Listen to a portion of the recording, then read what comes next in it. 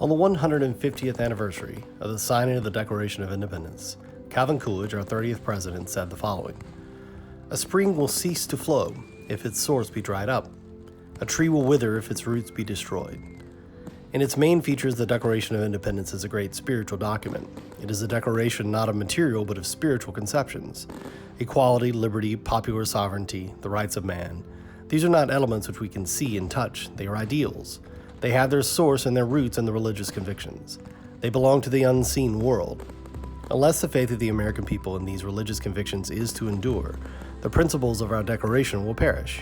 We cannot continue to enjoy the result if we neglect and abandon the cause.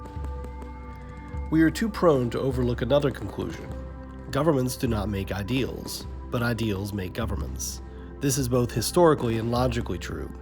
Of course, the government can help to sustain ideals and can create institutions through which they can be better observed, but their source by their very nature is in the people. The people have to bear their own responsibilities. There is no method by which that burden can be shifted to the government.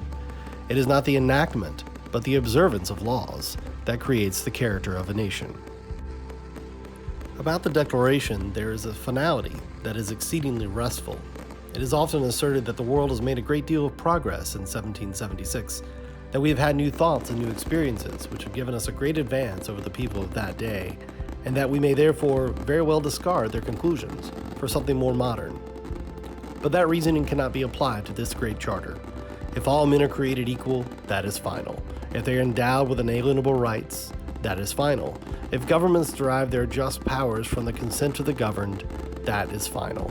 No advance, no progress can be made beyond these propositions.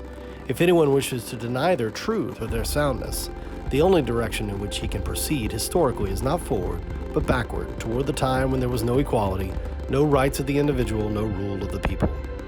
Those who wish to proceed in that direction cannot lay claim to progress. They are reactionary.